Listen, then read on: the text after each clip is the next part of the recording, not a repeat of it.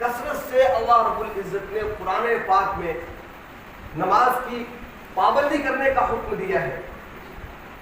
نماز پڑھنا اور نماز کی پابندی کرنا، نماز ادا کرنا اور نماز کو قائم کرنا دو الگ الگ چیزیں. نماز جو ہم اپنے طور پر پڑھتے ہیں، ادا کرتے ہیں، وہ تو ادا کرنا ہے، اور نماز کو قائم کرنا یہ ہے کہ نماز کو تمام احکامات کے ساتھ، تمام آداب کے ساتھ، آداب کی رعایت کے ساتھ اور مکمل پابندی کے ساتھ نماز پڑھی جائے، نماز کا ماحول پیدا کیا جائے. اس کو کہتے ہیں نماز کو قائم کرنا. تصور کیجئے کہ ایک شخص نماز پڑھتا ہے، جب بھی اس کو موقع مل گیا پڑھ لیتا ہے. کبھی فجر پڑھ لیتا ہے، کبھی ظہر پڑھ لیتا ہے، کبھی عصر پڑھ لیتا ہے. یا بہت سے لوگ ایسے ہیں جو 2 نمازیں پڑھ لیتے ہیں، کوئی 4 نمازیں پڑھتے ہیں، کوئی 1 نماز پڑھتے ہیں. اللہ تبارک و تعالیٰ نے قرآن مجید کے اندر ارشاد فرمایا فویل للمصلین، فویل للمصلین، ان نمازیوں کے لیے تباہی ہے، ہلاکت و بربادی ہے. یہ ویل کیا ہے؟ اس کا مفہوم یہ بتلایا گیا کہ جہنم میں ایک وادی کا نام ہے. جو لوگ نماز کی پابندی نہیں کرتے، نماز میں سستی اور غفلت برتتے ہیں، لاپرواہی برتتے ہیں. اگر نماز پڑھی تو بالکل سستی سے اور غفلت سے، لاپرواہی سے نماز پڑھی، یا کچھ نمازیں پڑھی کچھ نمازیں نہیں پڑھی، کچھ کو ترک کر دیا. جبکہ اللہ رب العزت نے 5 نمازیں فرض فرمائی ہیں، تو 5 نمازوں کی پابندی کی ضرورت ہے. اگر کوئی 5 نمازوں کی پابندی نہیں کرتا ہے تو وہ اس وعید میں داخل ہے. فرمایا فویل للمصلین الذین هم عن صلاتهم ساہون، ان لوگوں کے لیے، ایسے نمازیوں کے لیے ویل ہے، جہنم کی وادی ہے، ہلاکت و تباہی ہے، بربادی ہے، جو اپنی نمازوں سے غفلت برتتے ہیں، نمازوں میں سستی کرتے ہیں. الذین هم عن صلاتهم ساہون. آج ہمارا مسئلہ کیا ہے؟ ہمارا مسئلہ یہ کہ اب جب موقع ملتا ہے تب پڑھ لیتے ہیں. ہم کہتے ہیں فلاں صاحب بڑا نیک ہے، بہت صدقہ و خیرات کرتے ہیں، بہت دین کا کام کرتے ہیں، ان کے صدقہ و خیرات سے کسی کو کیا دقت ہو سکتی، کسی کو کیا پریشانی ہو سکتی. لیکن اللہ تبارک و تعالیٰ نے نمازیں تو 5 فرض کی تھی، انہوں نے نمازیں صرف 2 کر لی ہے، کسی نے صرف 4 کر لی ہے. کوئی نماز تو وہی پڑھتا ہے جہاں کام کرنے جاتا وہاں پڑھتا ہے، گھر پہ آتا نمازیں چھوڑ دیتا ہے. کوئی کام پہ جاتا ہے تو صرف کام ہی کام، کام ہی کام، اب کچھ نہیں کر رہا ہے کیونکہ فوکس کام کرنا ہے. کام سے ذرا بھی ادھر دھیان نہیں جانا چاہیے، کیا اس سے ہماری نماز چھوٹ جائے. چاہے آخرت تباہ ہو جائے، برباد ہو جائے، لیکن کاروبار برباد نہیں ہونا چاہیے. ایسا ہے کہ نہیں ہے؟ ہر نماز کی پابندی کرنی چاہیے. ہاں انسان ہے، انسان کمزور ہے، انسان اتنی پابندی نہیں کر سکتا. نیند بھی انسان کو آ جاتی ہے، غفلت کا بھی شکار ہو جاتا ہے، تو اس کا بھی علاج ہے. اللہ کے رسول صلی اللہ علیہ وسلم نے فرمایا کہ جو شخص نماز کو بھول گیا، یہ نماز چھوڑ کر کے سوتا رہ گیا، نیند کا غلبہ ہو گیا. ابھی انسان کو اختیار میں نہیں ہے کہ کبھی انسان پر نیند کا غلبہ ہو جائے. اب وہ جب بیدار ہو، جب جگے، تو اسی وقت نماز پڑھ لے. یہ حدیث سے بات ہے.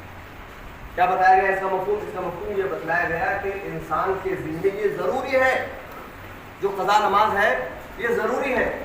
اگر مکروہ وقت نہیں ہے تو فوراً اس فرض کو اپنے ذمے سے ساقط کرا دے.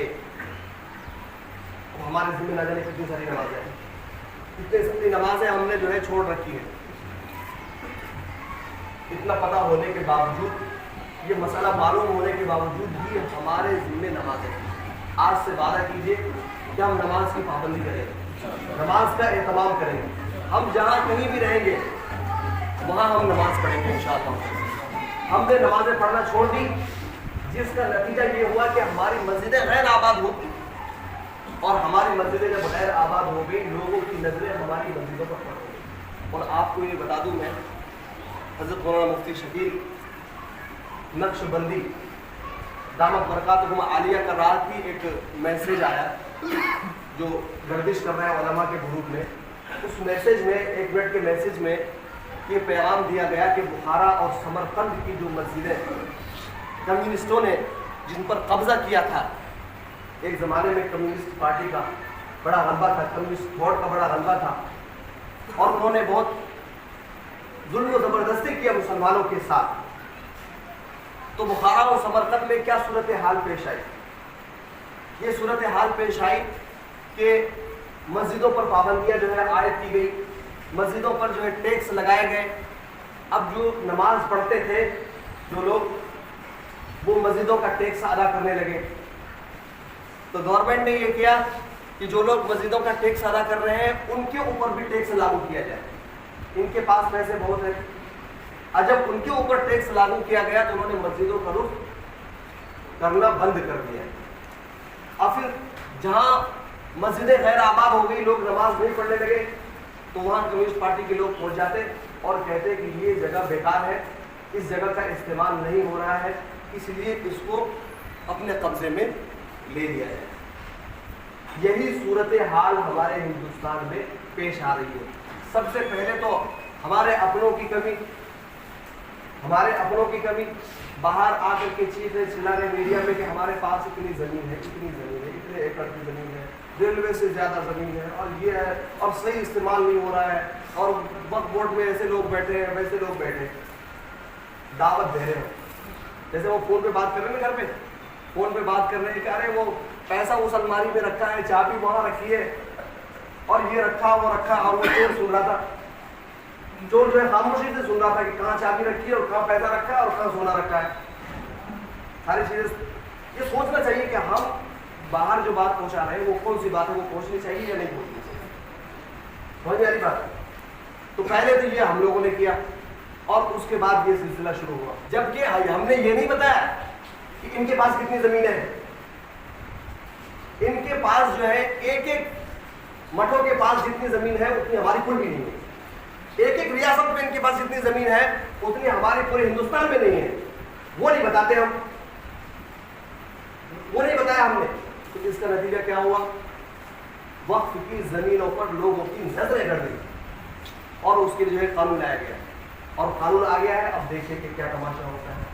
ابھی بھی بہت سے لوگ خواب غفلت میں پڑے ہوئے ہیں کہ اس کا کوئی نقصان نہیں ہوگا.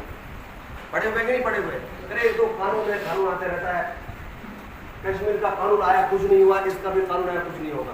لیکن دوسرے تیسرے دن سے اس کا اثر دکھنے لگ گیا. دکھا کہ نہیں دکھا؟ اگر ہم کو اپنی مسجدوں کو آباد کرنا ہے, اپنی مسجدوں کو بچانا ہے, اپنی وقت کی جائیداد کو بچانا ہے, تو سب سے پہلے ہمیں خود ہی آنا پڑے گا, خود ہی اپنی چیزوں کو استعمال کرنا پڑے گا, اپنی مسجدوں کو استعمال کرنا پڑے گا. اور ہم مسجدوں سے خود ہی دور رہیں تو پھر ہماری مسجدوں کا کوئی پرسان حال نہیں ہوگا. نماز کی اہمیت پر بات ہو رہی ہے. نماز بہت ہی اہمیت کی حامل عبادت ہے.